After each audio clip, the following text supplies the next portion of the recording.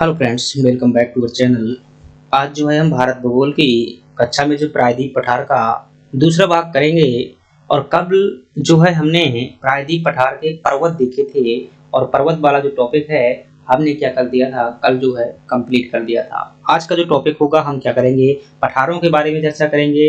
मालवा का पठार होगा, दक्कन का पठार होगा, छोटा नागपुर का पठार होगा, मध्य भारत का पठार होगा, रियो-पन्ना का पठार होगा, बुंदेलखंड का पठार होगा, रायलसीमा क्षेत्र होगा, मेघालय का पठार होगा और जो भी अन्य सभी पठार हैं उन सभी के बारे में चर्चा करेंगे एग्जाम पॉइंट ऑफ व्यू से। चलिए क्लास की शुरुआत करते हैं। अभी तक यदि आपने हमारे चैनल सब्सक्राइब नहीं किया है, चैनल सब्सक्राइब कीजिएगा, कमेंट कीजिएगा, कोई प्रश्न हो तो कमेंट में जरूर बताइए। चलिए देखते हैं समय के महत्व को समझते हुए। तो हमारे पास में जो है सबसे पहला पठार है और पहले पठार में जो हम बात करने वाले हैं मालवा के पठार की।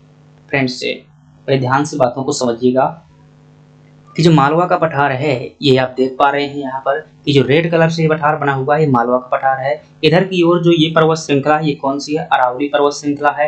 और ये वाली जो पर्वत श्रृंखला है कौन सी है, विंध्याचल पर्वत श्रृंखला है। प्रश्न आपसे पूछा जाता है कि मालवा का पठार किन दो पर्वत श्रृंखलाओं के मध्य में स्थित है, तो आप क्या बताएंगे कि विंध्याचल और अरावली पर्वत के मध्य में स्थित है। अथवा प्रश्न पूछा जाए कि विंध्याचल और अरावली पर्वत के मध्य में कौन सा पठार स्थित है, तो बताएंगे मालवा का पठार। यहाँ पर जो है यही चित्र जो मैंने उठाकर कहाँ बना दिया है, ये वाला चित्र आपका सामने यहाँ आ चुका है और ये है आपका मालवा का पठार। तो मालवा पठार में ये है आपकी अरावली पर्वत श्रृंखला और ये है आपकी विंध्याचल पर्वत श्रृंखला, विंध्याचल अरावली। आपसे प्रश्न पूछा जाए कि मालवा के पठार की प्रमुख नदी कौन सी है, तो दोस्तों ये जो नदी आपके सामने से जा रही है ये है, ये नदी कौन सी है, चंबल नदी, जो मालवा के पठार की क्या है, प्रमुख नदी है। आपसे प्रश्न पूछा जाए मालवा के पठार की सर्वोच्च चोटी कौन सी है, तो दोस्तों मालवा के पठार की सर्वोच्च चोटी हुआ की कौन सी है, सिगार जो है सर्वोच्च चोटी है मालवा के पठार की। फ्रेंड्स से अगली बात की जाए कि मालवा के पठार का निर्माण कैसे हुआ है। दोस्तों अगर निर्माण की अगर बात करेंगे यहाँ पे, इसका निर्माण तो ज्वालामुखी उद्गार से हुआ है और ज्वालामुखी उद्गार में दोस्तों लावा निकलता है। लावा भी दो प्रकार का होता है, एक होता है अम्लीय लावा और एक होता है क्षारीय लावा। तो मालवा के पठार का निर्माण हुआ है दोस्तों किससे, क्षारीय लावा से हुआ है। बेसिक सी बात है, जब ज्वालामुखी उद्गार से निर्माण होगा तो कौन सी मृदा होगी, आपकी काली मृदा होगी। फ्रेंड से यही प्रश्न आपसे पूछे जाते हैं। एमपीपीएससी मेंस में जो है 3 नंबर का एक प्रश्न आया कि मालवा का पठार समतल क्यों है। दोस्तों क्षारीय लावा से इसका निर्माण हुआ है इसलिए समतल है। क्यों, क्योंकि क्षारीय लावा जो होता है दोस्तों पतला होता है और अम्लीय लावा जो होता है गाढ़ा होता है। क्योंकि पतला जो आप पानी फैलाएंगे तो कई जगह मतलब बहुत समतल तरीके से फैल जाएगा और गाढ़ा पदार्थ डालेंगे तो एक जगह जम जाएगा, इसलिए क्या था, ये समतल था। दोस्तों दूसरा पठार जो है आपके सामने बुंदेलखंड का पठार है। मालवा के पठार के जो बगल में ही स्थित है आपका बुंदेलखंड का पठार और ये बुंदेलखंड का पठार खासतौर से मध्य प्रदेश और कुछ हिस्सा उत्तर प्रदेश में भी है। लेकिन आपसे जो यहाँ से प्रश्न पूछा जा सकता है वो पूछा जाएगा कि यहाँ की सर्वोच्च चोटी कौन सी है, तो आप क्या बताएंगे, सिद्ध बाबा। और एक दूसरा प्रश्न और आपसे यहाँ से पूछा जा सकता है कि दोस्तों जो बुंदेलखंड का पठार है ये नीस चट्टानों से बना हुआ है। किससे बना हुआ है, नीस चट्टानों से बना हुआ है और नीस चट्टानें जो है दोस्तों प्राचीनतम चट्टानें हैं। तो बुंदेलखंड प्राचीनतम भूभाग का हिस्सा है, नीस चट्टानों से बना हुआ है। यहाँ पर मृदा की बात करें दोस्तों मिश्रित मृदा पाई जाती है, खैर वो रहने दीजिए।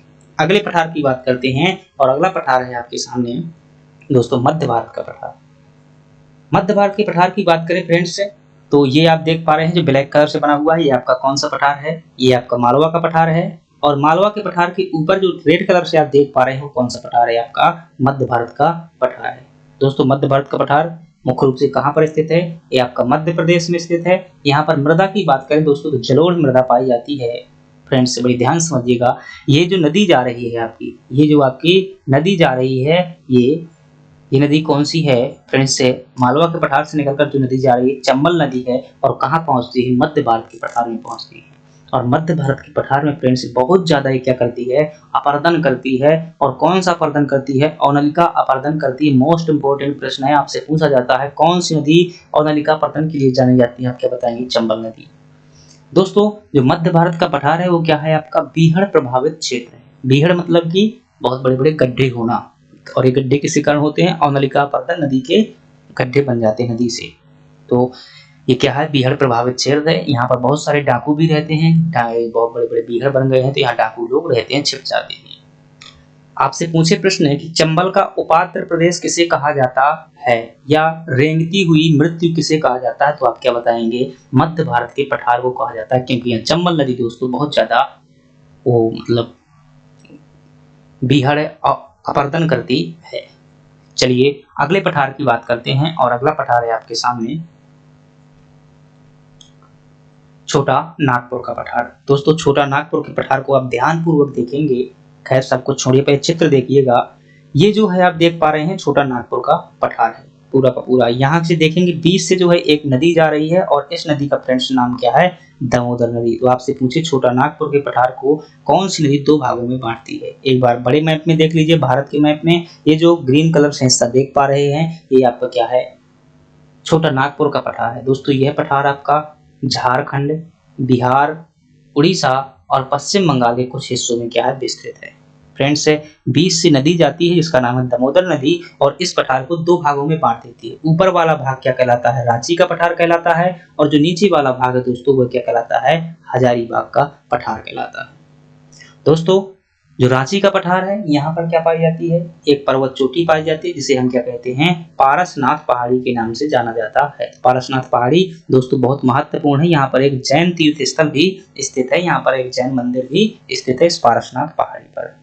रांची के पठार में सबसे कोने में देखेंगे तो यहाँ पर क्या पाई जाती है दोस्तों? राजमहल की पहाड़ियां पाई जाती हैं, और रांची के पठार में ये नदी कौन सी है? स्वर्ण रेखा नदी गुजरती है यहाँ से।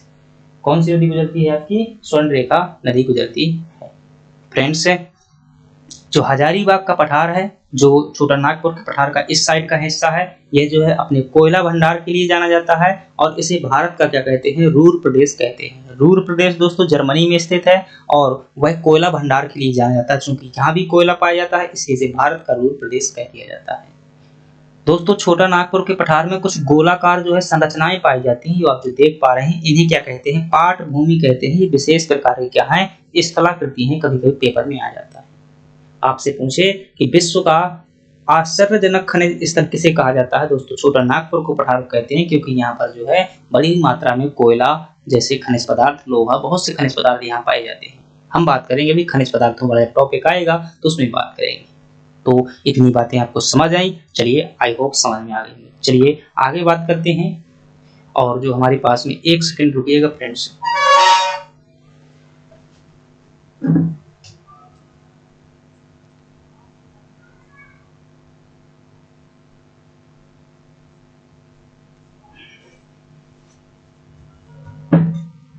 चलिए अगला जो हमारे पास में पठार है फ्रेंड्स, दंडकारण्य पठार है।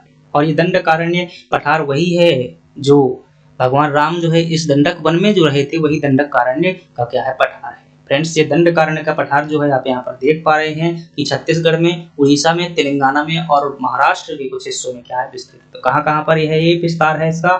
छत्तीसगढ़, तेलंगाना, महाराष्ट्र और आंध्र प्रदेश में क्या है? ये पठार जो है आपका विस्तृत है, दंडकारण्य का पठार। दोस्तों यह जो है उपजाऊ क्षेत्र नहीं है, अत्यंत उबड़-खाबड़ क्षेत्र है, अनउपजाऊ क्षेत्र है, परंतु खनिज संपदा की दृष्टि से दोस्तों ये बहुत महत्वपूर्ण है। यहाँ पर जो है दोस्तों टिन का भंडार पाया जाता है, और टिन जो है बस्तर जिला है, छत्तीसगढ़ का जिला है दोस्तों बस्तर जिला, यहाँ जो टिन भंडारण के लिए जाना जाता है। ये चित्र देख पा रहे हैं, ये चित्र जो है दोस्तों दंडकारण्य के पठार का है। यहाँ से जो है एक नदी जा रही है फ्रेंड्स, ये नदी का नाम क्या है? आपकी इरावती नदी है। ये वाली नदी कौन सी है? इरावती नदी है। और इरावती नदी पर दोस्तों एक जलप्रपात बना हुआ जिसे हम क्या कहते हैं? चित्रकूट प्रपात जलप्रपात कहते हैं। और चित्रकूट जलप्रपात को मिनी नियाग्रा कहा जाता है। कमेंट में जरूर बताइएगा नियाग्रा जलप्रपात किस देश में स्थित है, कमेंट में बताइएगा। और जो 36 ये आपका दंडकारण्य का पठार है, इसके उत्तर पूर्वी हिस्से में कौन सी नदी गुजरती है? ये आपकी नदी है जिसका नाम है महानदी गुजरती है। फ्रेंड्स ये बातें किसके बारे में हमने बात की? दंडकारण्य पठार के बारे में बात की। यकीन मानिए प्रश्न में इतने से अंदर ही प्रश्न आएगा आपका। चलिए आगे बात करते हैं, और अगला पठार है हमारे सामने दोस्तों मेघालय का पठार है। तो मेघालय का पठार है दोस्तों, ये देखिएगा मैंने पूर्वी भारत का जो है मैप लिया हुआ है, और ये आप यहाँ देख पा रहे हैं जो ये है आपका यहाँ से लगाकर इतना क्षेत्र है, ये जो है मेघालय राज्य है। और मेघालय राज्य में 3 पहाड़ी है दोस्तों, कौन कौन सी हैं? गारो, खासी, जयंतियाँ। चलिए छोड़िए, ये आपका लाल कलर का चिन्ह दिख रहा है आपको यहाँ, ये क्या है दोस्तों? मालदा गैप है। ये कभी पठार जो है प्रायद्वीप पठार का ही हिस्सा हुआ करता था, परंतु प्लेटों की गति के कारण दोस्तों ये उधर की ओर खिसक गया और यहाँ से जो है आपकी एक नदी आती है जिसका नाम ब्रह्मपुत्र नदी, और यहाँ पर जो है दोस्तों मलबा का निक्षेप कर दिया, इसलिए दोस्तों यहाँ पर गड्ढा टाइप की संरचना बन गई, जिसे हम क्या कहते हैं? मालदा गैप कहते हैं। अब मैं ये जो पठार है इसे उठा करके यहाँ रख लिया, बड़े आकार में कर लिया। चलिए देखते हैं, तो ये 3 पहाड़ियों से मिलकर दोस्तों पठार बना हुआ है। कौन कौन सी पहाड़ी हैं? एक है आपकी गारो पहाड़ी, एक है खासी पहाड़ी, एक है आपकी जयंतिया पहाड़ी। दोस्तों इन तीनों पहाड़ियां जो है इसी पठार के अंदर पाई जाती हैं। जो ये गारो पहाड़ी है दोस्तों, गारो पहाड़ी में ही मेघालय पठार की सर्वोच्च चोटी स्थित है, जिसका नाम क्या है दोस्तों? नोक्रेक जो है मेघालय के पठार की सर्वोच्च चोटी है, जो कि कहाँ पर स्थित है? गारो पहाड़ी में स्थित है। गारो पहाड़ी में 2 स्थान और स्थित हैं, एक का नाम है दोस्तों मासिन राम, दूसरे का नाम है चेरापूंजी। ये मासिन राम वही स्थान है दोस्तों जहां पर जो है सर्वाधिक वर्षा वाला स्थान, सर्वाधिक वर्षा होती है। ये जो मेघालय का पठार है, इसके इधर से जो पश्चिमी हिस्से से दोस्तों सुबनसिरी नदी गुजरती है, और जो पूर्वी हिस्सा है यहाँ से कौन सी नदी जाती है आपकी? ये आपकी धनसिरी नदी गुजरती है। फ्रेंड्स ये तीनों पहाड़ियां हैं, कैसी हैं? कीप नुमा पहाड़ी हैं, इसलिए क्या कर लेती हैं? मानसून को जो दोस्तों वापस नहीं जाने देती हैं और बहुत ज्यादा वर्षा हो जाती है। यह पठार यूरेनियम भंडारण के लिए भी जाना जाता है। यह पठार दोस्तों प्रायद्वीप पठार का हिस्सा है। ध्यान रखिएगा, प्रश्न कई बार आता है। कई लोग क्या सोचते हैं कि भाई यहाँ एक साइड दिया हुआ है तो ये प्रायद्वीप पठार का हिस्सा नहीं होगा, लेकिन ये हिस्सा है। चलिए अगली बात करते हैं, और अगला जो हमारे पास में पठार है वो है दक्कन का पठार। दोस्तों दक्कन का पठार जो है दक्षिण भारत में स्थित है, और ये लगभग दक्षिण भारत का अधिकांश हिस्सा कवर करता है। दक्कन के पठार की बात करें फ्रेंड्स, इसका निर्माण जो है ज्वालामुखी उद्गार के कारण हुआ है। जब ज्वालामुखी से हुआ दोस्तों, कौन सी मृदा पाई जाएगी? यहाँ पर काली मृदा पाई जाएगी। चट्टानें कौन सी हैं? बेसाल्ट चट्टानें। ये जो दोस्तों पठार है, ये आपका देख पा रहे हैं दक्कन का पठार है, छोटा सा संकेत बनाया हुआ है। इस पठार के जो 3 भाग हैं, एक है आपका दक्कन ट्रैप जो कि कहाँ पर है, जिसे महाराष्ट्र का पठार भी कहते हैं, फिर है आपका आंध्रा का पठार, फिर है आपका कर्नाटक का पठार। तीनों पठार किसके हिस्से हैं? दक्कन के पठार के हिस्से हैं। बात करें दक्कन ट्रैप की दोस्तों, ये कहाँ पर स्थित है? आपका महाराष्ट्र में है। यहाँ पर जो कौन सी मृदा होगी? जो कि ज्वालामुखी से बना है तो काली मृदा होगी, लेकिन याद रखिएगा प्रश्न आता है कि महाराष्ट्र में काली मृदा को क्या कहा जाता है? ध्यान रखिएगा, रेगुर के नाम से जाना जाता है। और काली मृदा की प्रमुख फसल कौन सी होती है? कपास की प्रमुख फसल होती है। दोस्तों गोदावरी नदी जो है दक्कन के पठार की, जो ये दक्कन ट्रैप यानी कि महाराष्ट्र का पठार है, उसकी प्रमुख नदी है। यहाँ पर सतमाला पहाड़ी और अजंता पहाड़ी भी स्थित है। अगर आप पिछली क्लास से देख रहे हैं तो मैं अभी जो प्रायद्वीप पठार में ये पहाड़ी पढ़ाई हुई थी। अब बात करते हैं कर्नाटक के पठार की। दोस्तों जो कर्नाटक का पठार है, इसमें जो है दोस्तों कुद्रेमुख है और बाबा बुदान, ये दोस्तों 2 पहाड़ के नाम है। क्या है? ये दोनों पहाड़ कहाँ पाए जाते हैं? कर्नाटक के पठार में पाए जाते हैं, कर्नाटक राज्य में है। और ये किस लिए जाने जाते हैं? लोहा खनिज के लिए जाने जाते हैं। यहाँ नदियों की बात करें दोस्तों तो कावेरी, शरावती और बराही जो है यहाँ प्रमुख नदियां हैं। ये दोस्तों इसका जो पूर्वी भाग है, कर्नाटक के पठार का पूर्वी भाग है, वह क्या कहलाता है फ्रेंड्स? मैसूर का पठार कहलाता है। यहाँ खनिज की बात करेंगे दोस्तों तो लोहा और सोना जो यहाँ खनिज पाए जाते हैं। जलप्रपात दोस्तों गारशोप जलप्रपात, जो गारशोपा जलप्रपात है भारत का सबसे ऊंचा जलप्रपात है, जिसे महात्मा गांधी जलप्रपात भी कहते हैं, कर्नाटक राज्य में स्थित है। और ये किस नदी पर बनता है? शरावती नदी पर बनता है। कुंचिकल जलप्रपात की बात करें दोस्तों, ये आपकी बराही नदी पर बनता है। तो ये जानकारी किसके बारे में थी दोस्तों? कर्नाटक के पठार के बारे में थी। चलिए आगे बात करते हैं, और वो है आपका आंध्रा का पठार। आंध्रा का पठार देखिएगा, ये जो पठार है आपका, कौन सा पठार है? आंध्रा का पठार है। दोस्तों इसके बीच से एक नदी गुजरती है और इस नदी का नाम है कृष्णा नदी। कृष्णा नदी के उस साइड के हिस्से को क्या कहते हैं? तेलंगाना का पठार कहते हैं। जो दक्षिणी हिस्सा है इसे क्या कहते हैं? रायलसीमा क्षेत्र कहते हैं। रायलसीमा क्षेत्र इस साइड का हिस्सा, और उस साइड ये समुद्र तटीय हिस्सा है दोस्तों, समुद्र साइड का हिस्सा है ये वाला जो रायलसीमा क्षेत्र है, समुद्र के किनारे वाला हिस्सा। तेलंगाना का पठार दोस्तों ये एक उपजाऊ क्षेत्र है, यहाँ पर जो है काफी ज्यादा उत्पादन होता है। बीच से कौन सी नदी आती है? कृष्णा नदी आती है। जो समुद्र किनारे वाला हिस्सा है दोस्तों, वहां पर 2 झीलें स्थित हैं। ध्यान रखिएगा, पूछ ली जाती हैं।